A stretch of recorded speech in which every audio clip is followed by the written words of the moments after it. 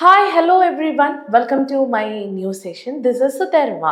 അപ്പോൾ ഇന്ന് നമ്മൾ ഡിസ്കസ് ചെയ്യാൻ വേണ്ടി പോകുന്നത് ഒരു ക്വസ്റ്റ്യൻ ആൻഡ് ആൻസേഴ്സിൻ്റെ ഒരു പാറ്റേൺ ആണ്. ക്വസ്റ്റ്യൻ ആൻഡ് ആൻസേഴ്സിൻ്റെ പാറ്റേൺ എന്നുകൊണ്ട് ഉദ്ദേശിക്കുന്നത് നമുക്കറിയാം SG യൂണിവേഴ്സിറ്റിയുടെ അതായത് ശ്രീനാരായണ ഗുരു ഓപ്പൺ യൂണിവേഴ്സിറ്റി SGOU ഈ ഒരു യൂണിവേഴ്സിറ്റിയുടെ എക്സാം വന്നുകൊണ്ടിരിക്കുകയാണ്. സെക്കൻഡ് സെമിസ്റ്റർ എക്സാം വരികയാണ്. അപ്പോൾ ഇതിൽ നമുക്ക് BA സോഷ്യോളജിയിൽ സോഷ്യോളജി ഓഫ് ഇന്ത്യ എന്നൊരു ചാപ്റ്റർ പഠിക്കാനില്ലേ, ചാപ്റ്റർ അല്ല എന്നൊരു പേപ്പർ പഠിക്കാനില്ലേ നമുക്ക്. അപ്പോൾ ആ പേപ്പറിന്റെ പേരാണ് സോഷ്യോളജി ഓഫ് ഇന്ത്യ. ഇന്നത്തെ വീഡിയോയിൽ നമ്മൾ പ്രധാനമായിട്ടും ഡിസ്കസ് ചെയ്യാൻ വേണ്ടി പോകുന്നത് ഈ ഒരു പേപ്പറിൽ നിന്നും വരാൻ സാധ്യതയുള്ള പ്രധാനപ്പെട്ട ഒബ്ജക്റ്റീവ് ആൻഡ് സബ്ജക്റ്റീവ് ടൈപ്പ് ക്വസ്റ്റ്യൻസിന്റെ ഡിസ്കഷൻ ആണ്. Okay, objective and subjective type questions. Objective type എന്ന് പറയുമ്പോൾ നമുക്ക് എന്താണ് ഒരു സിംഗിൾ ക്വസ്റ്റ്യൻ ഉണ്ടാകും, അതിനൊരു വൺ വേർഡ് ആൻസർ കൊടുത്താൽ മതിയാണ്. എന്നാൽ സബ്ജക്റ്റീവ് ടൈപ്പ് എന്ന് പറയുന്നത് എന്താണ്, അത് പലതരത്തിലാണ്. ഒരു essay മോഡൽ ക്വസ്റ്റ്യൻ ആകാം, ഒരു ഷോർട്ട് ആൻസർ ടൈപ്പ് ക്വസ്റ്റ്യൻ ആയിരിക്കാം, അല്ലെങ്കിൽ ലോങ് ആൻസർ ടൈപ്പ് ക്വസ്റ്റ്യൻ ആയിരിക്കാം. ഇങ്ങനെ സബ്ജക്റ്റീവ് മോഡലിലും നമുക്ക് ക്വസ്റ്റ്യൻസ് വരാറുണ്ട് നമ്മുടെ ശ്രീനാരായണ ഗുരു ഓപ്പൺ യൂണിവേഴ്സിറ്റിയുടെ എക്സാം പാറ്റേൺ അനുസരിച്ചിട്ട്. ഫൈൻ, അങ്ങനെയാണെങ്കിൽ സോഷ്യോളജി ഓഫ് ഇന്ത്യ എന്ന പേപ്പറിൽ നിന്നും വരാൻ സാധ്യതയുള്ള 5 പ്രധാനപ്പെട്ട ഒബ്ജക്റ്റീവ് ടൈപ്പ് ക്വസ്റ്റ്യൻസിന്റെ ആദ്യ ഡിസ്കഷൻ ആണ് ഇന്ന് നടക്കാൻ വേണ്ടി പോകുന്നത്. So before jumping into this session I would like to welcome all of you into my new class. Okay, so this is not only a class, this is a discussion based on the important questions and the answers. Okay, അപ്പോൾ നമുക്ക് എന്നാലും ആ ഒരു important ആയിട്ടുള്ള ക്വസ്റ്റ്യൻസിലേക്കും അതുമായി ബന്ധപ്പെട്ടിട്ടുള്ള ആൻസേഴ്സിലേക്കും കടന്നാലോ? Are you ready? Anyway, just come with me. So second semester BA സോഷ്യോളജിയിൽ നമുക്ക് പഠിക്കാനുള്ളത് BA സോഷ്യോളജി എക്സാം വരികയാണെന്ന് നമുക്ക് എല്ലാവർക്കും അറിയാം. സോ ഇന്ന് നമ്മൾ ഡിസ്കസ് ചെയ്യാൻ വേണ്ടി പോകുന്ന പേപ്പറിന്റെ പേര് സോഷ്യോളജി ഓഫ് ഇന്ത്യ എന്നാണ്. സോഷ്യോളജി ഓഫ് ഇന്ത്യയിൽ ആദ്യം നമ്മൾ പഠിക്കാൻ വേണ്ടി പോകുന്നത് ഒബ്ജക്റ്റീവ് ടൈപ്പ് ക്വസ്റ്റ്യൻസ് എങ്ങനെയൊക്കെ വരാം. ഇപ്പൊ ഞാൻ കുറച്ച് ഒബ്ജക്റ്റീവ് ടൈപ്പ് ക്വസ്റ്റ്യൻസ് ഇവിടെ കൊടുത്തിരിക്കുന്നുണ്ട്. For example, who is the founder of Brahmo Samaj? ബ്രഹ്മസമാജത്തിന്റെ ഫൗണ്ടർ ആരാണ്? Who is the father of Indian sociology? Indian സോഷ്യോളജിയുടെ പിതാവ് എന്ന പേരിൽ അറിയപ്പെടുന്ന വ്യക്തി ആരാണ്? ഇങ്ങനെയൊക്കെ കുറച്ച് പ്രധാനപ്പെട്ട ക്വസ്റ്റ്യൻസ് ഞാൻ ഇവിടെ മെൻഷൻ ചെയ്തിട്ടുണ്ട്. അപ്പൊ നമുക്ക് ക്വസ്റ്റ്യനിലേക്ക് കടക്കാം. ആദ്യത്തെ ചോദ്യം, who is the founder of Brahmo Samaj? അപ്പൊ ഇവിടെ ചോദിച്ചിരിക്കുന്നത് എന്താണ്? ഹു എന്നാണ്. ആരാണ്? ബ്രഹ്മസമാജം എന്ന സോഷ്യൽ റിഫോം മൂവ്മെന്റ്, അതായത് സാമൂഹിക നവീകരണ പ്രസ്ഥാനത്തിന്റെ ഫൗണ്ടർ, സ്ഥാപകൻ ആരാണ് എന്നാണ് ചോദ്യം. ക്വസ്റ്റ്യൻ വളരെ സിമ്പിൾ ആണ്. ഞാൻ നിങ്ങൾക്ക് ഓപ്ഷൻസ് ഒന്നും നൽകിയിട്ടില്ല, ആൻസേഴ്സിലേക്ക് ഞാൻ ഡയറക്റ്റ് വന്നിട്ടുണ്ട്. രാജാറാം മോഹൻ റോയ്. അപ്പൊ നിങ്ങൾ ആലോചിക്കേണ്ടത് എന്താണ്? സമൂഹത്തിൽ ഒരുപാട് മാറ്റങ്ങൾ വരുത്തുന്നതിന് വേണ്ടിയിട്ട്, സമൂഹത്തിൽ ഒരുപാട് മാറ്റങ്ങൾ കൊണ്ടുവരുന്നതിന് വേണ്ടിയിട്ട്, നിലനിൽക്കുന്ന സമ്പ്രദായത്തെ മാറ്റിമറിക്കുന്നതിന് വേണ്ടിയിട്ട് ഒരുപാട് വ്യക്തികൾ പ്രവർത്തിച്ചിരുന്നു. അതിലൊരാളാണ് രാജാറാം മോഹൻ റോയ്.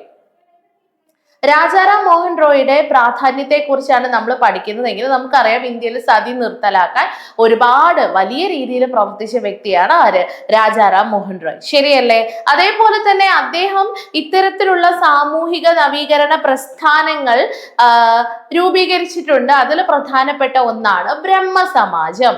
ഇനിയിപ്പോ സ്വാമി ദയാനന്ദ സരസ്വതി ആണെങ്കിൽ ഏതായിരിക്കും ആ സോഷ്യൽ റിഫോം മൂവ്മെന്റ് എന്ന് പറയുന്നത്? ആര്യ സമാജമായിരിക്കും. ജ്യോതിബ ഫൂലെ ആണെങ്കിൽ ഏതായിരിക്കും? സത്യശോധക് സമാജമായിരിക്കും. അതേപോലെ തന്നെ ആത്മാറാം പാണ്ഡുറാങ് സ്ഥാപിച്ചിരിക്കുന്നതാണ് ഏത്? ഈ പറയുന്ന പ്രധാനപ്പെട്ട ഒന്നായിട്ടുള്ള നമ്മളെ പ്രാർത്ഥനാ സമാജം. അപ്പൊ കുറെ സമാജങ്ങൾ ഉള്ളത് കൊണ്ട് കൺഫ്യൂസ് ആവരുത്. ഇവിടെ ബ്രഹ്മസമാജ് എന്ന് പറയുന്ന ഈ ഒരു സോഷ്യൽ റിഫോം മൂവ്മെന്റ് അല്ലെങ്കിൽ ഈ ഒരു സാമൂഹിക നവീകരണ സ്ഥാപനം ആരാണ് സ്ഥാപിച്ചത് എന്നാണ് ചോദ്യം. അപ്പൊ ആരാണ്? ചോദ്യത്തിന്റെ ഉത്തരമാണ് ആര്? സ്വാമി ദയാനന്ദ സരസ്വതി എന്ന് പറയരുത്. രാജാറാം മോഹൻ റോയ് ആണ് ഇന്ത്യയിലെ ബ്രഹ്മസമാജം എന്ന സോഷ്യൽ റിഫോം മൂവ്മെന്റിന് രൂപം നൽകിയത്. അത് ക്ലിയർ അല്ലേ? Now moving on to the second question. ആ സെക്കൻഡ് ക്വസ്റ്റ്യൻ ഇതാണ്, who is the father of Indian sociology? ഇവിടെയും ക്വസ്റ്റ്യൻ എന്താണ്? ഹു. ആര് എന്നാണ് ചോദ്യം. എന്ത് റിലേറ്റഡ് ആയിട്ടുള്ള ചോദ്യമാണ്? Who is the father of Indian sociology? Indian Indian സോഷ്യോളജിയുടെ പിതാവ് ആരാണ് എന്നാണ് ചോദ്യം അല്ലെ. Is a father of Indian sociology. അപ്പൊ നമ്മൾ വിചാരിക്കും സോഷ്യോളജിക്ക് ഫാദറോ? അങ്ങനെ ഉണ്ടോ? അങ്ങനെയുണ്ട്. ഓരോ ശാസ്ത്രശാഖയ്ക്കും അവരുടെ പിന്നിൽ പ്രവർത്തിച്ച വ്യക്തികളിൽ ഒരാൾ ആരായിരിക്കും? അതിന് നല്ല കോൺട്രിബ്യൂഷൻ കൊടുത്ത് നല്ല സംഭാവന കൊടുത്ത ഒരാളെയാണ് നമ്മൾ പിതാവ് എന്ന ഒരു കണക്ഷനിൽ കൊണ്ടുവരുന്നത്. അപ്പൊ ഞാൻ ചോദിക്കട്ടെ, ഹിസ്റ്ററിക്ക് ആണെങ്കിൽ ഉണ്ട് father of history Herodotus, father of political science Aristotle. അതേപോലെ തന്നെ ഇന്ത്യൻ സോഷ്യോളജിയുടെ പിതാവ് എന്നാ ചോദിച്ചത്, not the father of sociology. Father of sociology ആരാന്ന് വെച്ചാൽ ഒറ്റ പേരുള്ളൂ, അഗസ്റ്റ് കോംതെ. ഫ്രഞ്ച് തിങ്കർ ആയിട്ടുള്ള അഗസ്റ്റ് കോംതെ ആണ് ഫാദർ ഓഫ് സോഷ്യോളജി. പക്ഷെ ഇന്ത്യൻ സോഷ്യോളജിയുടെ ഫാദർ ആരാന്ന് വെച്ചാൽ ആര് പേര് പറയും? GS ഖുറേ അല്ലെങ്കിൽ ഗോവിന്ദ് സദാശിവ് ഖുറേ എന്ന പേരാണ് നമ്മൾ പറയേണ്ടത്. എന്താണ് ഉത്തരം? ഗോവിന്ദ് സദാശിവ് ഖുറേ എന്ന പേരാണ് നമ്മളിവിടെ ഉത്തരമായിട്ട് പ്രധാനമായും നൽകേണ്ടത്. ക്ലിയർ അല്ലേ? Is that clear? Okay, so who is the father of Indian sociology? Indian സോഷ്യോളജിയുടെ ഫാദർ ആരാണ്? ഗോവിന്ദ് സദാശിവ് ഖുറേ. അപ്പം ഒരു 20th സെഞ്ചുറി 20ാം നൂറ്റാണ്ടോടൊക്കെ കൂടിയിട്ടാണ് ഇന്ത്യയിൽ സോഷ്യോളജിയുടെ ഡിപ്പാർട്ട്മെന്റ് ഉയർന്നു വരുന്നത്. ഇന്ത്യയിൽ ആദ്യത്തെ സോഷ്യോളജിയുടെ ഡിപ്പാർട്ട്മെന്റ് ഫോം ചെയ്തിരിക്കുന്നത് ബോംബെ യൂണിവേഴ്സിറ്റിയിലാണ് ഏകദേശം 20th സെഞ്ചുറിയോട് കൂടിയിട്ട്. പക്ഷെ നമ്മൾ വേൾഡ് ലെവലിൽ സോഷ്യോളജി എന്ന ശാസ്ത്രശാഖ രൂപം കൊള്ളുന്നത് തന്നെ ഒരു 19ാം നൂറ്റാണ്ടിന് ശേഷമാണ്. 3 പ്രധാനപ്പെട്ട വിപ്ലവങ്ങളാണ് സോഷ്യോളജി എന്ന ശാസ്ത്രശാഖ രൂപീകരിക്കുന്നതിന് കാരണമായിട്ടുള്ളത്. അതുകൂടെ ഒന്ന് പറയാം. ഏതൊക്കെയാണ്? ഫ്രഞ്ച് വിപ്ലവം, വ്യാവസായിക വിപ്ലവം, നവോത്ഥാനം അല്ലെങ്കിൽ സയന്റിഫിക് റെവല്യൂഷൻ അല്ലെങ്കിൽ നവോത്ഥാനം, റിനൈസൻസ്. ഈ 3 റെവല്യൂഷൻസ് ആണ് പ്രധാനമായിട്ടും മാറ്റങ്ങൾ കൊണ്ടുവരാൻ കാരണമായത്. ഇനി who authored the book caste and race in India? കേട്ടോ, അവിടെ കാസ്റ്റ് ആണ്. ഓക്കെ, ഒന്നുകൂടെ ക്ലിയർ ആയിട്ട് എഴുതി തരാൻ. Who authored the book CASTE, caste and race in India? ഇന്ത്യയിലെ കാസ്റ്റും റേസും അതായത് ജാതിയും വംശവും എന്ന ബുക്ക് ആരാണ് എഴുതിയത്? വളരെ സിമ്പിൾ ആയിട്ടുള്ള ഒരു ചോദ്യമാണ്. വേറെ എങ്ങോട്ടേക്കും പോകേണ്ട. ഈ ബുക്ക് എഴുതിയ വ്യക്തിയാണ് ഇന്ത്യയുടെ സോഷ്യോളജിയുടെ പിതാവ് എന്ന പേരിൽ അറിയപ്പെടുന്ന GS ഖുറേ. ഓക്കെ, ആരാണ്? GS ഖുറേ ആണ് caste and race in India എന്ന പുസ്തകം എഴുതി തയ്യാറാക്കിയത്. അപ്പൊ അതും നമുക്ക് ക്ലിയർ ആയി. ഇനി നമുക്ക് 4ാമത്തെ ചോദ്യത്തിലേക്ക് പോകാം. 4ാമത്തെ ചോദ്യം എന്തിനെ കുറിച്ചാണ്? Who coined the term dominant caste? Sri, ഈ ഡോമിനന്റ് കാസ്റ്റ് എന്ന ടേം ആരാണ് ആദ്യമായിട്ട് ഉപയോഗിച്ചത്? ഈ ചോദ്യത്തിന്റെ പാറ്റേണും ഏകദേശം ഒരുപോലെയാണ്, ഹൂ എന്നാണ്. പക്ഷെ ഫാദർ ആരാണെന്നല്ല ചോദിച്ചത്, പുസ്തകം എഴുതിയത് ആരാണ് എന്നല്ല ചോദിച്ചത്, മറിച്ച് സോഷ്യോളജിയിൽ റിപ്പീറ്റഡ് ആയിട്ട് ഉപയോഗിച്ചുകൊണ്ടിരിക്കുന്ന ഒരു ടേം ആണ് ഡോമിനന്റ്. ഈ ഡോമിനന്റ് എന്ന് പറയുന്ന ഈ ഒരു ടേം ആരാണ് ആദ്യമായിട്ട് രൂപീകരിച്ചത് എന്നതാണ്, അല്ലെങ്കിൽ കൊണ്ടുവന്നത്? ഇതാണ് ചോദ്യം. ഒരു സിമ്പിൾ ആയിട്ടുള്ള ചോദ്യമാണ്. ഈ ചോദ്യത്തിന്റെ ഉത്തരമാണ് MN ശ്രീനിവാസ്. എന്താണ് ഉത്തരം? MN ശ്രീനിവാസ് അദ്ദേഹത്തിന്റെ പഠനത്തിൽ ഉപയോഗിച്ച ഒരു ടേം ആണ് ഡോമിനന്റ് ക്ലാസ്. ഈ ഡോമിനന്റ് ക്ലാസ് അല്ലെങ്കിൽ ഡോമിനന്റ് കാസ്റ്റ്, ഈ ഡോമിനന്റ് കാസ്റ്റ് എന്ന് പറയുന്ന ഈ ഒരു ടേം അദ്ദേഹം നമ്മൾ പഠിച്ചിട്ടുണ്ട്. സാൻസ്ക്രിറ്റൈസേഷനെ കുറിച്ചിട്ട് പഠിക്കാൻ വേണ്ടിയിട്ട് ഇദ്ദേഹം എന്ത് ചെയ്തിട്ടുണ്ടായിരുന്നു? സാൻസ്ക്രിറ്റൈസേഷനെ കുറിച്ച് പഠിക്കാൻ വേണ്ടിയിട്ട് ഇദ്ദേഹം പ്രധാനമായിട്ട് ഒരുപാട് കാര്യങ്ങൾ ഇദ്ദേഹം റിസർച്ച് ഒക്കെ നടത്തിയിട്ടുണ്ട്. ഈ സാൻസ്ക്രിറ്റൈസേഷൻ എന്നുകൊണ്ട് ഉദ്ദേശിച്ചത് സാധാരണ താഴ്ന്ന ജാതിയിലെ ആളുകൾ ഉയർന്ന ജാതിയിലേക്ക് പോകുന്നതിന്റെ ഭാഗമായിട്ട് വന്ന ഒരു പ്രൊസീജിയറാണ്. അവിടെയാണ് ഈ ഡോമിനന്റ് കാസ്റ്റ് എന്ന് പറയുന്ന അദ്ദേഹത്തിന്റെ പഠനത്തിൽ ഡോമിനന്റ് കാസ്റ്റ് എന്ന ടേം ആരുപയോഗിച്ചിരിക്കുന്നത്? MN ശ്രീനിവാസ് ഉപയോഗിച്ചിരിക്കുന്നത്. ഇനി ഒബ്ജക്റ്റീവ് ടൈപ്പ് ക്വസ്റ്റ്യനിൽ 5ാമത്തെ ക്വസ്റ്റ്യനിലേക്കാണ് നമ്മൾ മൂവ് ചെയ്യുന്നത്. എത്രാമത്തെ ചോദ്യമാണ്? 5ാമത്തെ ചോദ്യം. എന്താണ് 5ാമത്തെ ചോദ്യം? Who is the author of Indian villages? Indian villages എന്ന പേരിൽ അറിയപ്പെടുന്ന ബുക്കിന്റെ ഓതർ ആരാണ്? അത് എഴുതിയത് ആരാണ് എന്നാണ് ചോദ്യം. ഇന്ത്യയിലെ ഗ്രാമങ്ങൾ. ആരാണ്? മറ്റൊരു പ്രധാനപ്പെട്ട ഇന്ത്യൻ സോഷ്യോളജിസ്റ്റ് ആയിട്ടുള്ള എസ്.സി. ഡ്യൂബെ. എസ്.സി. ഡ്യൂബെയാണ് ഇന്ത്യൻ വില്ലേജസിന്റെ രചയിതാവ്. അപ്പൊ ഇവിടെയും ഹൂ എന്നാണ് question. Who authored, who is the father of, അല്ലെ, ഹൂ കോയിൻഡ് ദ ടേം, ഒക്കെ ആര് എന്നുള്ള വൺ വേർഡ് ക്വസ്റ്റ്യൻ തന്നെയാണ്. അപ്പൊ ഇതിന് മേ ബി എന്തും വരാം, ഇൻ വിച്ച് ഇയർ എന്ന് ചോദിക്കാൻ സാധ്യതയുണ്ട്. ഏത് വർഷമാണ് ഇന്ന സംഭവം നടന്നത് എന്നും നമുക്ക് ചോദിക്കാൻ സാധ്യതയുണ്ട്. അപ്പൊ നമ്മൾ ഈ ഒരു സോഷ്യോളജി ഓഫ് ഇന്ത്യയില് ഈ ഒരു ഒബ്ജക്റ്റീവ് ക്വസ്റ്റ്യൻസ് ഇവിടെ കാണിക്കാനുള്ള കാരണം, നിങ്ങൾ പഠിക്കുന്ന സമയത്ത് എല്ലാ സോഷ്യോളജിസ്റ്റുകളെ കുറിച്ചും അവര് പുറത്തിറക്കിയ പുസ്തകങ്ങളെ കുറിച്ചും ആ പുസ്തകങ്ങളിൽ ഏതെങ്കിലും തരത്തിലുള്ള പ്രത്യേക ടേംസ് അവർ ഉപയോഗിക്കുന്നുണ്ടെങ്കിൽ അതും നിങ്ങൾ നിർബന്ധമായും പഠിച്ചിരിക്കണം. അതിനു വേണ്ടിയിട്ടാണ് ഈ ഒബ്ജക്റ്റീവ് ടൈപ്പ് ക്വസ്റ്റ്യൻസിന്റെ ഒരു പാറ്റേൺ അല്ലെങ്കിൽ ഒരു സ്ട്രക്ചർ ഇവിടെ ഇപ്പൊ ഞാൻ കാണിച്ചു തന്നത്. ഓക്കെ, അപ്പൊ അത് ക്ലിയർ ആണ്. അങ്ങനെയാണെങ്കിൽ നമുക്ക് വെറും ഒബ്ജക്റ്റീവ് ടൈപ്പ് ക്വസ്റ്റ്യൻസ് അല്ല നമ്മുടെ എക്സാമിൽ ഉണ്ടാകുക എന്ന് നിങ്ങൾക്ക് അറിയാം, അല്ലെ? അങ്ങനെയാണെങ്കിൽ നമുക്ക് ഇനി ഏതിലേക്ക് പോകണം? സബ്ജക്റ്റീവ് ടൈപ്പ് അല്ലെങ്കിൽ ഡിസ്ക്രിപ്റ്റീവ് ടൈപ്പ് ക്വസ്റ്റ്യൻസിലേക്ക്, കുറച്ചിങ്ങനെ വിവരിച്ച് ഇങ്ങനെ എഴുതാൻ പറ്റുന്ന രീതിയിലുള്ള ചോദ്യങ്ങളിലേക്ക് കൂടി നമുക്ക് കടക്കേണ്ടതായിട്ടുണ്ട്. അപ്പൊ അതിനെക്കുറിച്ചും കൂടെ നോക്കിയാലോ? ഓക്കെ, നോക്കൂ. അപ്പൊ ഞാൻ ആദ്യത്തെ ഡിസ്ക്രിപ്റ്റീവ് ടൈപ്പ് ക്വസ്റ്റ്യൻ ആണ് ഇവിടെ ഇപ്പൊ പ്രസന്റ് ചെയ്തിരിക്കുന്നത്. നിങ്ങൾക്ക് ഒരു എസ്സേ മോഡലിൽ എഴുതാൻ പറ്റുന്ന ചോദ്യമാണ് ഇത്, ഡിസ്ക്രിപ്റ്റീവ് ടൈപ്പ്. അപ്പൊ ആദ്യത്തെ ചോദ്യം ഇതാണ്, വാട്ട് ഈസ് കാസ്റ്റ്, അല്ലെ? അപ്പോ ഈ കാസ്റ്റിനെ കുറിച്ച് നിരന്തരം പല കാര്യങ്ങളിലൂടെ ചോദിച്ചു വരാം. ഇപ്പൊ ഡോമിനന്റ് കാസ്റ്റിനെ കുറിച്ച് പഠിച്ചു, caste and race in society, Indian society, നമ്മൾ ആ ബുക്കിന്റെ ഓതറെ കുറിച്ച് പഠിച്ചു. അപ്പോ ഈ കാസ്റ്റ് എന്ന് പറയുന്ന ടേമിന് ഇന്ത്യൻ സമൂഹത്തിൽ വലിയ റോൾ ഉണ്ട് എന്നതിന് നിങ്ങൾക്ക് മനസ്സിലായി. അങ്ങനെയാണെങ്കിൽ നമുക്ക് കാസ്റ്റ് എന്താണ് എന്ന് പഠിച്ചു വെക്കാം. എല്ലാ യൂണിറ്റിൽ നിന്നും ചോദ്യങ്ങൾ ചോദിക്കാൻ സാധ്യതയുണ്ട്. അപ്പൊ അതുകൊണ്ട് നമുക്ക് അതൊന്ന് ക്ലിയർ ചെയ്തിട്ട് വെക്കാം. സോ വാട്ട് ഈസ് കാസ്റ്റ് എന്ന ചോദ്യത്തിന്റെ ഉത്തരം നോക്കാം. Caste is a social and cultural institution. Caste എന്ന് പറയുന്നത് ഒരു സ്ഥാപനമാണ്. എങ്ങനെയുള്ള സ്ഥാപനമാണ്?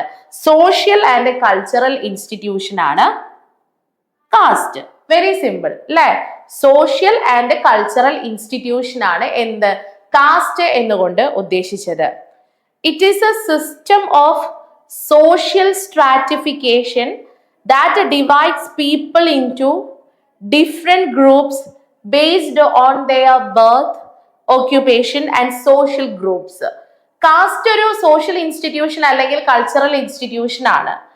ആൻഡ് സമൂഹത്തില് മനുഷ്യനെ അവന്റെ ബർത്ത് അനുസരിച്ച്, ഒക്യുപ്പേഷൻ അനുസരിച്ച്, സോഷ്യൽ സ്റ്റേറ്റസ് അനുസരിച്ചിട്ട് ഒരുപാട് സാമൂഹിക ഗ്രൂപ്പുകളായിട്ട് ഡിവൈഡ് ചെയ്തിട്ടുണ്ട്, അല്ലെ?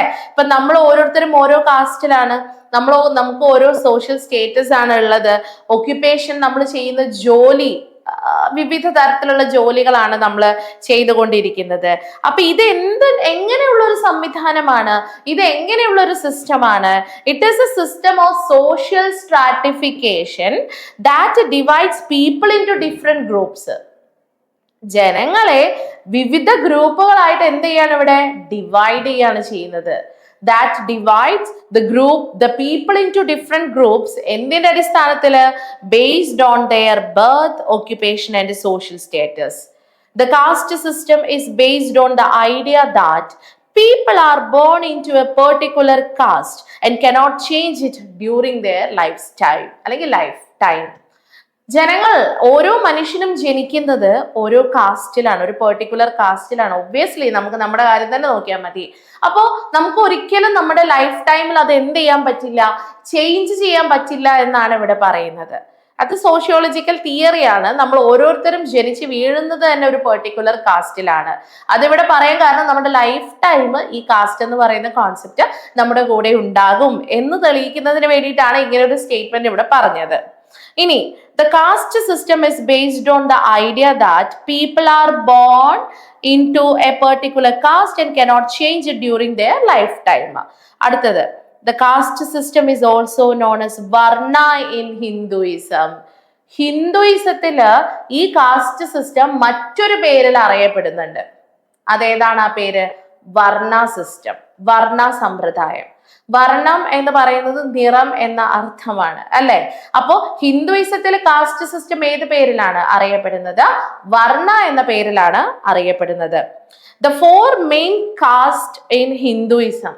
ഹിന്ദു മതത്തിലെ 4 പ്രധാനപ്പെട്ട കാസ്റ്റ് ഏതൊക്കെയാ? ബ്രാഹ്മൺസ്, ക്ഷത്രിയാസ്, വൈശ്യാസ് ആൻഡ് ശൂദ്രാസ്. 4 പ്രധാനപ്പെട്ട കാസ്റ്റ് ഹിന്ദു മതത്തിലെ ബ്രാഹ്മൺസ്, ക്ഷത്രിയാസ്, വൈശ്യാസ്, ശൂദ്രാസ്. 4 എണ്ണം. ബ്രാഹ്മണന്മാര്, ക്ഷത്രിയന്മാര്, വൈശ്യന്മാര്, ശൂദ്രന്മാര്. ഈ 4 കാസ്റ്റിൽപ്പെട്ട ഓരോ വിഭാഗത്തിനും അവരുടേതായിട്ടുള്ള ജോലികളാണ് ചെയ്യുന്നത്. ബ്രാഹ്മൺ ചെയ്യുന്ന ജോലിയല്ല ക്ഷത്രിയൻ ചെയ്യുന്നത്, ക്ഷത്രിയൻ ചെയ്യുന്ന ജോലിയല്ല ഒരു വൈശ്യൻ ചെയ്യുന്നത്, വൈശ്യൻ ചെയ്യുന്ന ഒരു ജോലിയല്ല ഒരു ശൂദ്രൻ ചെയ്യുന്നത് അല്ലെ. The Brahmins were the highest caste. ഏറ്റവും ഉയർന്ന ഹിന്ദുയിസത്തിലെ ഏറ്റവും ഉയർന്ന കാസ്റ്റ് ആരായിരുന്നു? ബ്രാഹ്മൺസ് ആയിരുന്നു. They were responsible for religious rituals and teachings. അവര് മതപരമായിട്ടുള്ള ആചാര അനുഷ്ഠാനങ്ങൾ ചെയ്യുന്നു. മതപരമായിട്ടുള്ള കാര്യങ്ങൾ ഒരു തലമുറയിൽ നിന്നും മറ്റൊരു തലമുറയിലേക്ക് എത്തുന്നത് ബ്രാഹ്മൺസ് ആണ്, എത്തിക്കുന്നത് ബ്രാഹ്മൺസിലൂടെയാണ്. രണ്ടാമത്തെ കാറ്റഗറിയാണ് the Kshatriyas were warriors and rulers. ഒരു കാലഘട്ടത്തിലെ രാജ്യം ഭരിച്ചിരുന്നവരും യോദ്ധാക്കളുമായിരുന്നു ആര്? ക്ഷത്രിയന്മാർ. മൂന്നാമത്തതോ the Vaishyas were merchants and traders. അവര് വ്യാപാരികളായിരുന്നു, കച്ചവടം നടത്തുന്ന വിഭാഗത്തെ പറയുന്ന പേരാണ് Vaishyas. While the Shudras were manual labours. സാധാരണക്കാരായ ആളുകളെയാണ് ശൂദ്രാസ്. അതായത് ഇവരിങ്ങനെ ഹൈലി സൊസൈറ്റിയിൽ ഉയർന്ന സ്റ്റാറ്റസ് ഒന്നും ഉള്ളവരായിരുന്നില്ല, അവർ സാധാരണക്കാരായ ജോലിക്കാരായിരുന്നു. അതിനെയാണ് എന്തെന്ന് പറയുന്നത്? ശൂദ്രാസ് എന്നുകൊണ്ട് ഉദ്ദേശിക്കുന്നത്. അപ്പോ ഒന്നാമത്തെ ചോദ്യം കഴിഞ്ഞു. ഇനി moving on to the second question. Define purity and impurity. Okay, define purity and impurity. Purity, impurity എന്നുകൊണ്ട് എന്താണ് ഉദ്ദേശിക്കുന്നത്? ഇതാണ് ചോദ്യം. അതായത് കാസ്റ്റ് സിസ്റ്റവുമായിട്ട് ബന്ധപ്പെട്ട് കിടക്കുന്ന ഒരു ടേം തന്നെയാണ് എന്ത്? പ്യൂരിറ്റി അല്ലെങ്കിൽ impurity. In India, throughout the country, the concepts of purity and pollution are acknowledged by the individuals belonging to upper and lower caste system in India. Simple ആണ്. ഇന്ത്യയിലെ upper cast, lower cast. Okay, upper cast, lower cast, ഈ 2 കാറ്റഗറിയിലുമുള്ള ആളുകൾ ഉപയോഗിക്കുന്ന ഒരു term ആണ് purity and impurity. And is categorized into 4 caste: Brahmins, Kshatriyas, Vaishyas and Shudras.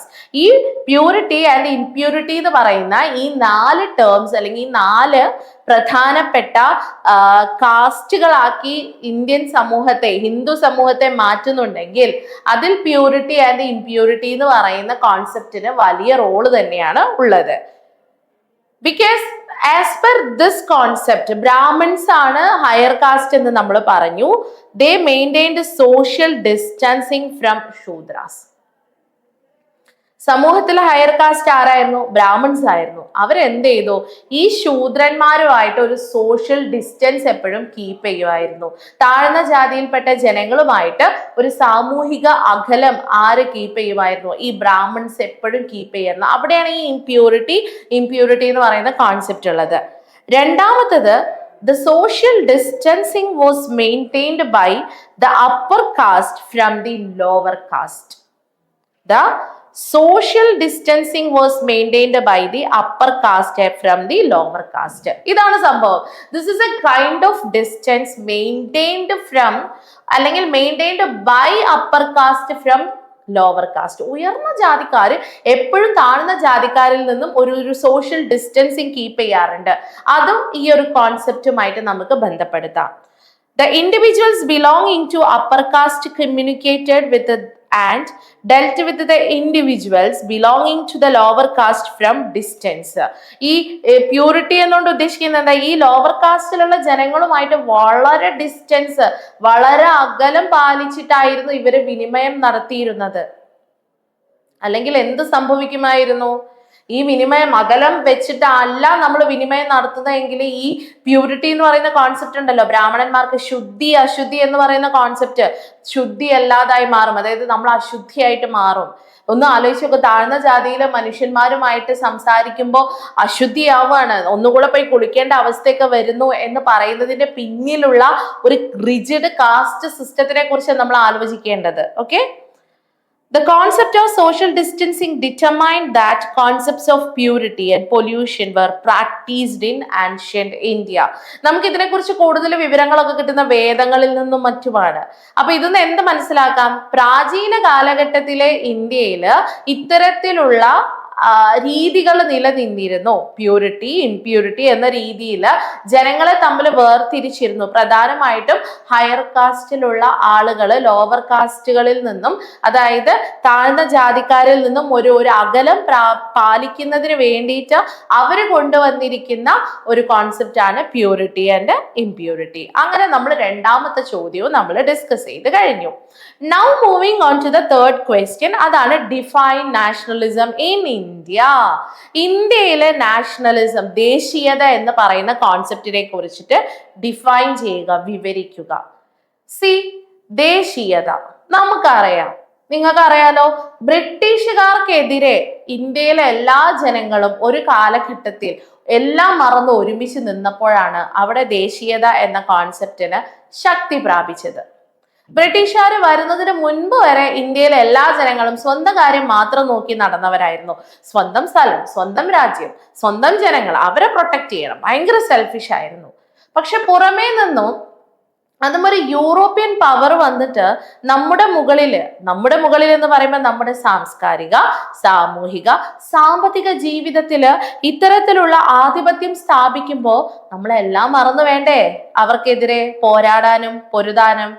അത് തന്നെയാണ് സംഭവിച്ചത്. The same thing happen. ജനങ്ങൾ മനസ്സിലാക്കി നമ്മൾ ഒരുമിച്ച് നിന്നാലേ നമ്മുടെ മുകളിലുള്ള ഈ ഒരു വലിയ മറ മാറ്റിയെടുക്കുവാൻ പറ്റുകയുള്ളൂ. സോ ഒബ്വിയസ്ലി ഇന്ത്യയിലെ ദേശീയത അല്ലെങ്കിൽ നാഷണലിസം എന്ന കോൺസെപ്റ്റ് ശക്തി പ്രാപിച്ചത് ഈ ഒരു ബ്രിട്ടീഷ് അല്ലെങ്കിൽ കൊളോണിയൽ കാലഘട്ടത്തിലായിരുന്നു. So let's have a look into it. Indian nationalism refers to the political and social movement. Indian nationalism എന്ന് പറയുന്നത് ഒരു രാഷ്ട്രീയ സാമ്പത്തിക പ്രസ്ഥാനമാണ്. അതെന്താ ലക്ഷ്യം വെച്ചത്?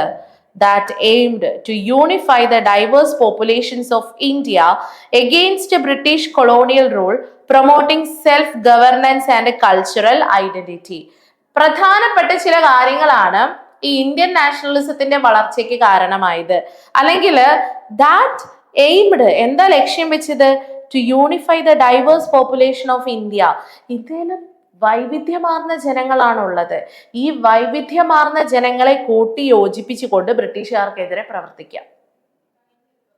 ഈ വൈവിധ്യമാർന്ന ജനങ്ങളെ കൂട്ടി യോജിപ്പിച്ചുകൊണ്ട് ബ്രിട്ടീഷുകാർക്കെതിരെ പ്രവർത്തിക്കുക. And promoting self governance, cultural identity. Self governance എന്ന് പറഞ്ഞാൽ എന്താണ്? സ്വയം ഭരണം. അതേപോലെ നമുക്ക് മറ്റുള്ള രാജ്യങ്ങളിൽ നിന്നും വ്യത്യസ്തമായിട്ടുള്ള സാംസ്കാരിക സ്വത്വം, അതായത് കൾച്ചറൽ ഐഡന്റിറ്റി ഉണ്ട്, അതും പ്രൊമോട്ട് ചെയ്യുക. രണ്ട് കാര്യങ്ങള്, ബ്രിട്ടീഷുകാരുടെ കാലഘട്ടത്തിലാണ് നാഷണലിസം ഉയർന്നു വന്നത്. ബ്രിട്ടീഷുകാർക്കെതിരെ ഇന്ത്യയിലെ ഡൈവേഴ്സ് ആയിട്ടുള്ള വൈവിധ്യമാർന്ന ജനങ്ങളെ കൂട്ടി യോജിപ്പിച്ചുകൊണ്ട് സെൽഫ് ഗവർണൻസിന് വേണ്ടിയിട്ടും സ്വയംഭരണത്തിന് വേണ്ടിയിട്ടും സാംസ്കാരിക സ്വത്വത്തിന് വേണ്ടിയിട്ടും പ്രവർത്തിക്കുക. The different groups of people in India shared sense of bond with each other due to the oppression faced by all them under colonialism. അല്ലെങ്കിൽ ഈ ഒരു കൊളോണിയൽ ഭരണ കാലഘട്ടത്തിൽ ഇന്ത്യയിലെ വിവിധ ഗ്രൂപ്പുകളിൽ പെടുന്ന, വിവിധ വിഭാഗത്തിൽ പെടുന്ന ജനങ്ങൾക്ക് ഒരു ബോണ്ട് ഉണ്ടാക്കിയെടുക്കാൻ വേണ്ടി പറ്റി. കാരണം ഇവരൊക്കെ ഈ ബ്രിട്ടീഷുകാരുടെ സപ്രഷനിൽ ജീവിക്കുന്ന ആളുകളാ, അടിച്ചമർത്തലിൽ ജീവിക്കുന്ന ആളുകളാ. അപ്പൊ അവരെന്ത് ചെയ്തു? ഒരു ബോണ്ട് ഉണ്ടാക്കിയെടുത്തു. യെസ്, അപ്പൊ ഈ ഒരു കൊളോണിയൽ ഭരണ കാലഘട്ടത്തില് പ്രധാനമായിട്ടും രൂപം കൊണ്ട ഈ ഒരു നാഷണലിസം എന്ന് പറയുന്നത് ജനങ്ങളുടെ ഇടയിൽ ഒരു സ്ട്രോങ് ബോണ്ട് ഉണ്ടാക്കിയെടുത്തു എന്ന് മനസ്സിലാക്കാൻ പറ്റി അല്ലെ? So it is a strong sense of the allegiance and dedication to one's own country. നമ്മൾ നമ്മുടെ രാജ്യത്തിന് വേണ്ടിയിട്ട് കംപ്ലീറ്റ്ലി ഡെഡിക്കേറ്റ് ചെയ്യാണ്, ഓർ നേഷൻ, നമ്മുടെ ദേശത്തിന് വേണ്ടി, which is frequently exemplified by a shared culture language, religion and history. നമ്മൾ എപ്പോഴും അവിടെ എന്താണ് ക്രമേണ നമ്മൾ അവിടെ ഷെയർ ചെയ്യുന്നത് എല്ലാവർക്കും ഒരുപോലെയുള്ള ഒരു ചരിത്രം, എല്ലാവർക്കും ഒരുപോലെയുള്ള രീതിയിലുള്ള, ഇപ്പൊ ലാംഗ്വേജിന്റെ ബേസിൽ നമ്മൾ വ്യത്യാസം ഉണ്ടാവും, റിലീജിയന്റെ ബേസിൽ വ്യത്യാസം ഉണ്ടാവും അല്ലെ. നമ്മൾ ഫോളോ ചെയ്യുന്ന മതാണോ മറ്റുള്ള സ്റ്റേറ്റിലെ ആളുകൾ ഫോളോ ചെയ്യുന്നത്? അല്ല. പക്ഷെ ഇതൊക്കെ മറന്നുകൊണ്ട്, ഈ ഡിവിഷൻസും എല്ലാം മറന്നുകൊണ്ട് നമ്മൾ നമ്മുടെ രാജ്യത്തിന് വേണ്ടിയിട്ട് ഡെഡിക്കേറ്റഡ് ആവുകയാണ്, സമർപ്പിക്കുകയാണ് ചെയ്യുന്നത്. Nationalism can take many different forms. ദേശീയതയ്ക്ക് പല രൂപങ്ങളാണ് ഉള്ളത്. ആ പല രൂപങ്ങൾ ഏതൊക്കെയാണ് എന്നുള്ളത് നമുക്ക് എന്ത് ചെയ്യാനുണ്ട്, പഠിക്കാനുണ്ട്. അത് നമുക്ക് നോക്കാം. ഇനി നാഷണലിസത്തിനെ കുറിച്ച് ചോദിച്ചാൽ വളരെ എളുപ്പത്തിൽ നമുക്ക് മാർക്ക് വാങ്ങാൻ വേണ്ടി പറ്റുന്നത് അതിന്റെ കീ ക്യാരക്ടറിസ്റ്റിക്സ് ഏതൊക്കെയാണെന്ന് മനസ്സിലാക്കിയാൽ പറ്റും. അതായത് പ്രധാനപ്പെട്ട എന്താണ് ക്യാരക്ടറിസ്റ്റിക്സ്, ദാറ്റ് മീൻസ് അതിന്റെ സവിശേഷതകൾ, സ്വഭാവ അല്ലെങ്കിൽ അതിന്റെ ഒരു നേച്ചർ എന്താണെന്ന് പഠിച്ചു വെക്കാൻ നാഷണലിസത്തിന്റെ. ഒന്ന് നാഷണൽ ഐഡന്റിറ്റി ആണ്. Nationalist believe they possess distinct national identity that sets dum apart from other group. ഇന്ത്യക്കാർക്ക് ഒരു ഐഡന്റിറ്റി ഉണ്ട്. ആ ഐഡന്റിറ്റിയാണ് നമ്മളെ ചൈനക്കാരിൽ നിന്നും വ്യത്യസ്തമാക്കുന്നത് അല്ലെ. അപ്പൊ അത് നാഷണലിസത്തിന്റെ ഒരു പ്രധാനപ്പെട്ട ക്യാരക്ടറിസ്റ്റിക് ആണ്. മറ്റൊന്ന്, the identity can be based on shared history, culture, language, religion or other factors. ഈ പറയുന്ന ഐഡന്റിറ്റി എന്തിനെ ബേസ് ചെയ്തുകൊണ്ടുള്ളതായിരിക്കാം? നമ്മുടെ ചരിത്രത്തിനെ അടിസ്ഥാനമാക്കിയിട്ടായിരിക്കാം, നമ്മുടെ സംസ്കാരത്തെയോ നമ്മുടെ ഭാഷയെയോ നമ്മുടെ മതത്തെയോ അല്ലെങ്കിൽ മറ്റു പല ഘടകങ്ങളെ അടിസ്ഥാനമാക്കിയിട്ടുള്ള ഒരു ഐഡന്റിറ്റി ആയിരിക്കും ഇവിടെ ഉണ്ടായിരിക്കുക. മറ്റൊന്ന് നാഷണൽ യൂണിറ്റി, ദേശീയ ഐക്യം എന്താണ് എന്ന് നോക്കാം. Nationalists believe the nation should be unified and work together for a common future. അല്ലെ, നാഷണൽ യൂണിറ്റി എന്താണ് അവർ പറയുന്ന കാര്യം? നാഷണലിസ്റ്റ് ബിലീവ് ദാറ്റ്, ദേശീയവാദികൾ, ദേശീയത കൊണ്ട് നടക്കുന്ന ആളുകൾ വിശ്വസിക്കുന്ന കാര്യമാണ് the nation should B unified. രാഷ്ട്രം എപ്പോഴും ഒരുമിച്ചായിരിക്കണം. പല മതങ്ങളും പല സംസ്കാരങ്ങളും ഉള്ള രാഷ്ട്രങ്ങൾ ഉണ്ടായിരിക്കണം. But it should be unified and work together four A common future. നമ്മളൊരു കോമൺ ഫ്യൂച്ചറിന് വേണ്ടി, പൊതുവായിട്ടുള്ള ഒരു ഭാവിക്ക് വേണ്ടി നമ്മൾ ഒരുമിച്ച് വർക്ക് ചെയ്യണം. ഇനി നാഷണൽ സോവറിനിറ്റി ആണ് അടുത്ത കോൺസെപ്റ്റ്. എന്താ national sovereignty? Nationalist believe the nation should be independent and self-sufficient, determining its own destiny. Nationalist പറയുന്ന കാര്യം, നമ്മൾ ഇനി ഈ ബ്രിട്ടീഷുകാരുടെ കീഴില് ഇത്രയും കാലം നമ്മൾ ജീവിച്ചു, നമ്മൾ നാഷണലിസം കൊണ്ട് നടക്കുന്നവരെ നമ്മൾ ഇനി എന്ത് ചെയ്യാൻ പാടില്ല? മറ്റുള്ള രാഷ്ട്രങ്ങൾ നമ്മുടെ മുകളിൽ വന്ന് ആധിപത്യം സ്ഥാപിക്കാൻ പാടുള്ളതല്ല.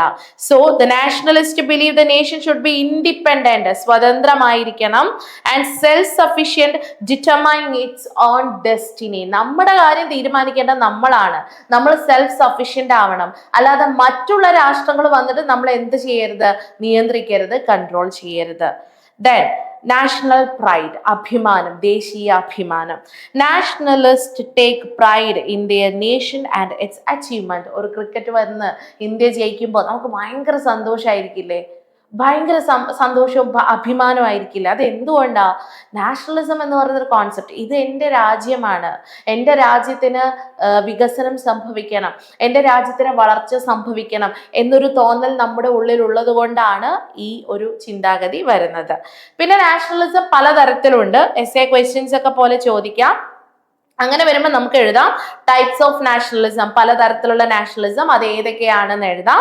ഒന്ന് കൾച്ചറൽ നാഷണലിസം, മറ്റൊന്ന് political nationalism, economic nationalism, religious nationalism. Okay, അപ്പൊ കൾച്ചറൽ നാഷണലിസം എന്ന് പറയുന്നത് this is focus on shared culture, language and traditions. നമ്മളൊക്കെ കൾച്ചറൽ നാഷണലിസത്തിന്റെ ഭാഗമാണ്, സാംസ്കാരിക ദേശീയതയുടെ ഭാഗമാണ്. കാരണം നമുക്കൊരു ഷെയർഡ് കൾച്ചർ ഉണ്ട്, നമ്മൾ സംസാരിക്കുന്ന ഭാഷകൾ വ്യത്യസ്തമല്ലേ? ഇപ്പൊ കേരളത്തിൽ മലയാളം സംസാരിക്കുന്നത് പോലെയാണോ തമിഴ്നാട്ടിൽ സംസാരിക്കുന്നത്? പക്ഷെ ഇതൊക്കെ മനസ്സിലാക്കിക്കൊണ്ട് നമ്മൾ ഒരുമിച്ച് മുൻപോട്ടേക്ക് പോകുന്നില്ലേ? അതാണ് കൾച്ചറൽ നാഷണലിസം. എന്താ പൊളിറ്റിക്കൽ നാഷണലിസം എന്ന് പറഞ്ഞാല്? This emphasises national sovereignty and self determination. നമ്മുടെ രാഷ്ട്രത്തിന്റെ എന്താണ്? സോവറിനിറ്റിയാണ്, പരമാധികാരത്തെയാണ് ഇവിടെ സൂചിപ്പിക്കുന്നത്.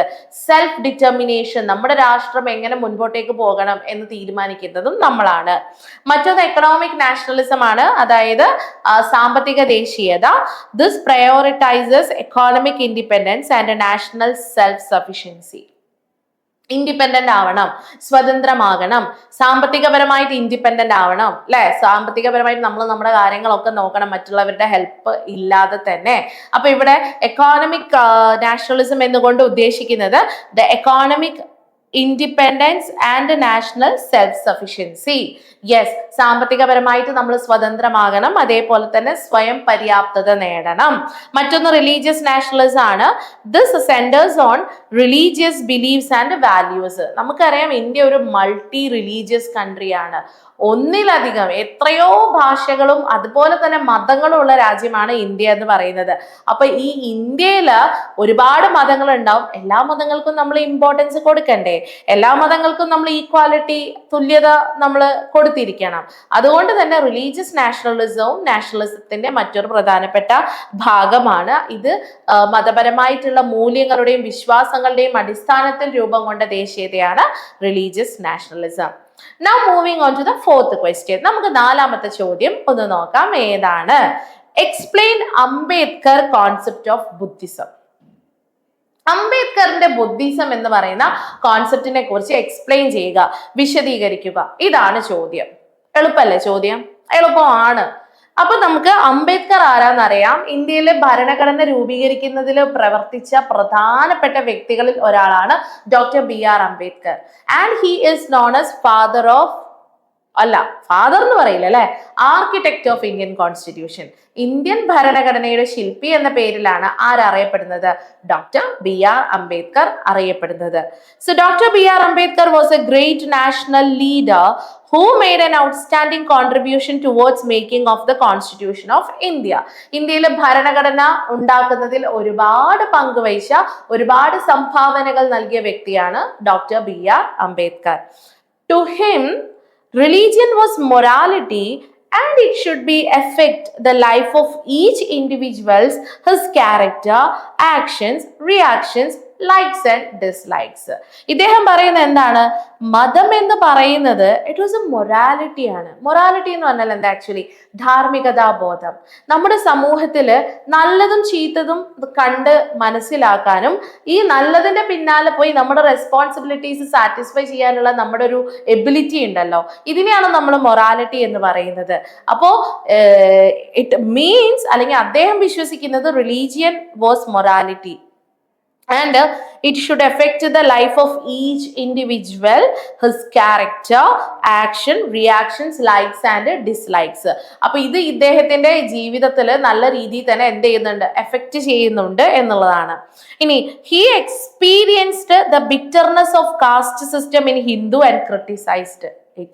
അദ്ദേഹം ഒരു ഹിന്ദു മതത്തിൽ, ജാതിയല്ല ഹിന്ദു മതത്തിൽ ജനിച്ച വ്യക്തിയായിരുന്നു. അതുകൊണ്ട് തന്നെ ഒരു ലോവർ കാസ്റ്റ് എന്ന കാറ്റഗറൈസേഷൻ അദ്ദേഹത്തിന് മുകളിൽ വന്നതുകൊണ്ടായിരിക്കാം അദ്ദേഹത്തിന് ഹിന്ദുയിസത്തോട് യാതൊരു തരത്തിലുമുള്ള പ്രാധാന്യം ഉണ്ടായിരുന്നില്ല. അദ്ദേഹം അതിനെ ഇഷ്ടപ്പെട്ടിരുന്നില്ല. He renounced Hinduism and embraced Buddhism as a religious solution to the problems of untouchables. ഇദ്ദേഹം എന്ത് ചെയ്തു? ഹിന്ദുയിസത്തിനെ ഇദ്ദേഹം എതിർത്ത് പറയുകയും ബുദ്ധിസമാണ് മതപരമായിട്ടുള്ള സാധാരണക്കാരായ ലോവർ കാസ്റ്റ് പീപ്പിൾ നേരിടുന്ന പ്രശ്നങ്ങൾക്കുള്ള പരിഹാരം, സൊല്യൂഷൻ ബുദ്ധിസമാണെന്ന് ആര് പറയുന്നു? അംബേദ്കർ പറയുന്നു. Doctor Ambedkar rejected Islam, Sikhism and Christianity and preferred Buddhism because of 2 reasons. കേട്ടോ, 2 പ്രധാനപ്പെട്ട കാരണങ്ങൾ കൊണ്ടാണ് ഡോക്ടർ BR അംബേദ്കർ ബുദ്ധിസത്തിനെ സപ്പോർട്ട് ചെയ്തതും മറ്റു മതങ്ങളെ റിജക്റ്റ് ചെയ്തതും. Firstly, Buddhism has its roots in the Indian soil, and secondly, it is the religion of ethics, morality and learning which has no place for caste system. രണ്ട് കാര്യങ്ങൾ കൊണ്ടാണ് ഇദ്ദേഹം Buddhism വേണമെന്ന് പറഞ്ഞത്. എന്താണ് ആദ്യത്തെ കാര്യം? ബുദ്ധിസം എന്ന് പറയുന്നത് പ്രധാനമായിട്ടും എന്തിനു വേണ്ടിയിട്ടുള്ളതാണ്? ഇന്ത്യയിൽ രൂപം കൊണ്ടതാ ബുദ്ധിസം. ഇതിന് മറ്റു രാഷ്ട്രങ്ങളിൽ നിന്നും ഇതിനൊരു കണക്ഷനും ഇല്ല. ഈ ബുദ്ധിസം എന്ന് പറയുന്ന മതം രൂപം കൊണ്ടത് ഇന്ത്യയിലാണ്. രണ്ടാമത്തത്, ബുദ്ധിസം എന്ന മതം പ്രധാനമായിട്ടും അടിസ്ഥാനമാക്കിയിരിക്കുന്നത് മൊറാലിറ്റി, എത്തിക്സ്, ഇതൊക്കെയാ. അവിടെ കാസ്റ്റ് സിസ്റ്റത്തിന്, ജാതി വ്യവസ്ഥയ്ക്ക് ഒരു റോളും ഇല്ല. ബുദ്ധിസത്തില് കാസ്റ്റ് സിസ്റ്റത്തിന് ഒരു റോളും ഒരു പങ്കും ഇല്ലാത്തത് കൊണ്ടാണ് അവർ ഇതിന് ഒരുപാട് ഇമ്പോർട്ടൻസ് കൊടുത്തത്. മറ്റൊന്ന്, doctor Ambedkar laid down 22 vows for the people who wanted conversion to Buddhism. ഇപ്പൊ ബുദ്ധിസത്തിലേക്ക് കൺവേർഷൻ ചെയ്യാൻ ആഗ്രഹിക്കുന്ന ആളുകൾക്ക് 22 vows, അതായത് പ്രധാനപ്പെട്ട കാര്യങ്ങളാണ് ഇദ്ദേഹം പറയുന്നത്. On 14th October 1956, Baba Saheb embraced Buddhism with his followers, more than 5 lakh in members. ഏകദേശം 5 ലക്ഷത്തോളം ആളുകളോട് കൂടിയിട്ട് 1956 ഇദ്ദേഹം ബുദ്ധമതത്തിലേക്ക് എന്ത് ചെയ്യുന്നത്, കൺവേർഷൻ നടക്കുന്നത്. മറ്റൊന്ന്, he brought a great revolution in the life of the depressed, suppressed and oppressed caste in India. ഇദ്ദേഹം ഒരു സാധാരണക്കാരനായ വ്യക്തിയും ഇദ്ദേഹം ഒരു ലോവർ കാസ്റ്റിൽ പെട്ട വ്യക്തിയും ആയതുകൊണ്ടാണ് ഈ ബുദ്ധിസത്തിലേക്ക് കൺവേർഷൻ നടത്തിയതിലൂടെ സാധാരണക്കാരായ ജനങ്ങളുടെ ജീവിതത്തിൽ ഒരുപാട് മാറ്റങ്ങൾ ഉണ്ടാക്കാൻ ഇദ്ദേഹത്തിന് സാധിച്ചത്. ഓക്കെ, അപ്പൊ ഇതിന്റെ ഒരു കണ്ടിന്യൂഷനിലേക്ക് നമുക്ക് പോവാം. October 14, 1956 was clearly an important moment in Dalit history. Dalit വിഭാഗത്തിന്റെ ചരിത്രം വെച്ച് നോക്കുകയാണെങ്കിൽ ഒക്ടോബർ 14, 1956 വളരെ പ്രധാനപ്പെട്ട ഒരു ടൈം ആയിരുന്നു അവർക്ക്. Okay, on this day doctor BR Ambedkar along with എത്രയാണ്, ഏകദേശം ഒരു 3,65,000 3,65,000 of his Dalit followers decided to exit the folds of Hinduism and embraced Buddhism. അവരെന്ത് ചെയ്തു, ഇത്രയും ഫോളോവേഴ്സ് ഹിന്ദു മതത്തിൽ നിന്നും പുറത്തു കടന്നിട്ട് ബുദ്ധമതം സ്വീകരിച്ചു. Unlike Mahatma Gandhi, who considered the internal reform of the caste system to be the way forward, Ambedkar believed that the only way the Dalits could find a place for themselves in Indian society was by way of conversion. Gandhiji ഇത്തരത്തിലുള്ള ഒരു കൺവേർഷന് എതിരായിരുന്നു. പക്ഷേ അംബേദ്കർ പൂർണ്ണമായിട്ടും വിചാരിച്ചിരുന്നത് എന്നതിലുപരി വിശ്വസിച്ചിരുന്നത് എന്തായിരുന്നു, the Dalits could find a place for themselves. ഈ ദളിത് വിഭാഗത്തിൽപ്പെട്ട ആളുകൾക്ക് ഒരു സ്വയം സ്ഥാനം ഉണ്ടാക്കിയെടുക്കാൻ പറ്റുമെങ്കിൽ ഇറ്റ് ഓൺലി ത്രൂ ദ കൺവേർഷനിലൂടെ മാത്രമേ നമുക്ക് ഇത് സാധിക്കുകയുള്ളൂ എന്നാണ് ആര് വിശ്വസിച്ചിരുന്നത്, ഡോക്ടർ BR അംബേദ്കർ വിശ്വസിച്ചിരുന്നത്. In May 1936, Ambedkar addressed a huge gathering of Mahars in Mumbai. Ambedkar Mahar എന്ന് പറയുന്ന ഈ ഒരു ലോവർ കാസ്റ്റിൽപ്പെട്ട വ്യക്തിയായിരുന്നു. അദ്ദേഹം എന്ത് ചെയ്തു, 1936 മഹാരാഷ്ട്രയിൽ വെച്ച് മഹേഴ്സിന്റെ ഒരു മഹർ കാറ്റഗറിയിൽപ്പെട്ട ജനങ്ങളുടെ ഒരു വലിയ ഗാദറിംഗ് നടന്നു.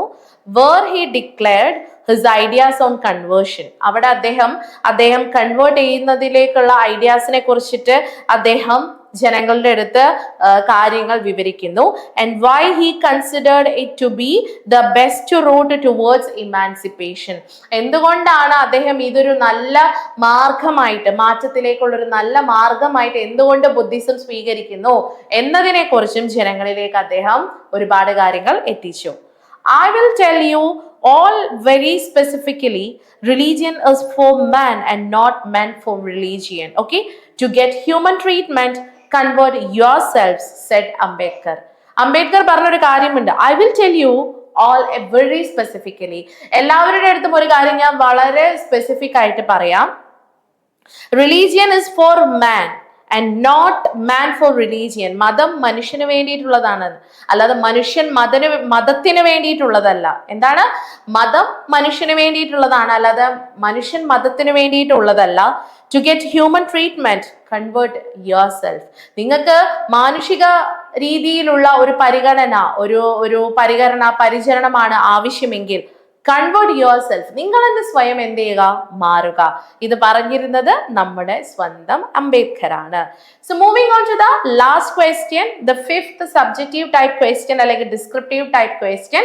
Examine the Indological perspective to understand Indian society. Indian സമൂഹത്തെ പഠിക്കുന്നതിന് വേണ്ടിയിട്ട് ഇൻഡോളജിക്കൽ പെർസ്പെക്റ്റീവിനെ കുറിച്ചിട്ട് മനസ്സിലാക്കുക, വിശദീകരിക്കുക. അപ്പൊ ഇവിടെ രണ്ട് കാര്യങ്ങളാണ് മെൻഷൻ ചെയ്യുന്നത്. ഒന്ന് Indological perspective. So we will learn what is exactly meant by Indological perspective. എന്താണ് യഥാർത്ഥത്തിൽ ഇൻഡോളജിക്കൽ പെർസ്പെക്റ്റീവ് എന്നുകൊണ്ട് അർത്ഥമാക്കുന്നത്? നെക്സ്റ്റ്, ഇന്ത്യൻ സൊസൈറ്റിയെ കുറിച്ച് പഠിക്കുന്നതിൽ ഇൻഡോളജിക്കൽ പെർസ്പെക്റ്റീവിന്റെ ഒരു റോൾ എന്താണ് എന്നുകൊണ്ട് നമുക്ക് നോക്കണം. സോ ഫസ്റ്റ് ഇൻഡോളജി എന്താണെന്നൊന്ന് നോക്കാം. Indology is known as the science of Indian society. Indian സമൂഹത്തിന്റെ ശാസ്ത്രം, അതിനെയാണ് നമ്മൾ ഇൻഡോളജി എന്നുകൊണ്ട് ഉദ്ദേശിക്കുന്നത്. The Indological perspective claims to understand Indian society through the concepts, theories and frameworks that are closely associated with Indian civilization. Indological perspective പ്രധാനമായിട്ടും claim ചെയ്യുന്ന എന്താണ്? To understand Indian society, Indian സൊസൈറ്റിയെ കുറിച്ചിട്ട് മനസ്സിലാക്കുക. Through the concepts, theories and frameworks. എന്തിലൂടെയാണ് Indian സമൂഹത്തെ കുറിച്ച് മനസ്സിലാക്കേണ്ടത്? ചില കോൺസെപ്റ്റ്സ് ഉണ്ട്, ചില ഫ്രെയിംവർക്സ് ഉണ്ട്, ചില തിയറീസ് ഉണ്ട് that are closely associated with Indian civilisation. അത് പൂർണ്ണമായിട്ടും ഇന്ത്യൻ സംസ്കാരവുമായി ബന്ധപ്പെട്ട് കിടക്കുന്നുണ്ട്. അപ്പൊ ഇതിനെ കുറിച്ചിട്ട് നമ്മൾ എന്ത് ചെയ്യുക? കൂടുതൽ കാര്യങ്ങൾ മനസ്സിലാക്കാൻ വേണ്ടി സാധിക്കും. മറ്റൊന്ന്, അടുത്ത ഒരു ഇമ്പോർട്ടൻ്റ് ആയിട്ടുള്ള കാര്യം, the features of Indology considers Indian society and culture as unique which could be grasped better through text. Indian സമൂഹം എന്ന് പറയുന്നത് വളരെ യൂണിക് ആയിട്ടുള്ള ഒന്നാണ്, വളരെ വ്യത്യസ്തമായിട്ടുള്ള ഒരു സമൂഹമാണ്, ഒരു സംസ്കാരമാണ് ഇന്ത്യയുടേത്. ആ ഇന്ത്യയുടെ ഈ ഒരു സംസ്കാരത്തെക്കുറിച്ചും സമൂഹത്തെക്കുറിച്ചും നമുക്ക് കൂടുതൽ വിവരങ്ങൾ കിട്ടുന്നത് എവിടെ നിന്നാണ്? ടെക്സ്റ്റ് ബുക്ക്, ഗ്രന്ഥങ്ങളിൽ നിന്നാണ്. It relies on historical analysis and comparative methods to make sense of Indian society. Scholars of this school adopted a textual perspective of understanding the social phenomena. അപ്പോൾ എന്താണ് ഇതൊരു ഹിസ്റ്റോറിക്കൽ അനാലിസിസുമായിട്ട് ബന്ധപ്പെട്ടിട്ടുള്ള ഒരു സ്കൂളാണ്. ഓക്കെ, അതായത് ഒരു പ്രത്യേക വിഭാഗക്കാരാണ് ഇന്ത്യൻ ചരിത്രത്തെ കുറിച്ച് പഠിക്കുന്നതിന് വേണ്ടിയിട്ട്.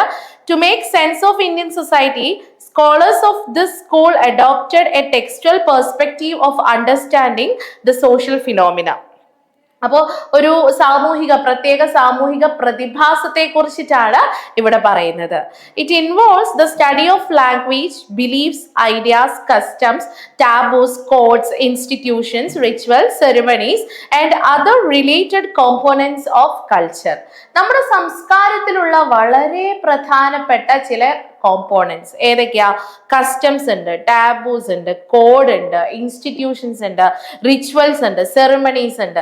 ഇതിനെ കുറിച്ചിട്ടൊക്കെയാണ് ഇവിടെ എന്ത് ചെയ്യുന്നത്? ഈ ഇൻഡോളജിക്കൽ പെർസ്പെക്റ്റീവ്സിൽ അല്ലെങ്കിൽ ഇൻഡോളജിസ്റ്റുകൾ സ്റ്റഡീസ് നടത്തുന്നത്. The sources for Indologist are religious manuscript. ഇത് ഇമ്പോർട്ടന്റ് ആണ്.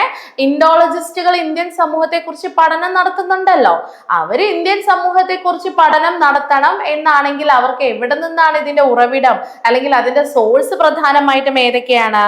Manuscripts, ancient literature, inscriptions, epics, folk traditions, myth etcetera.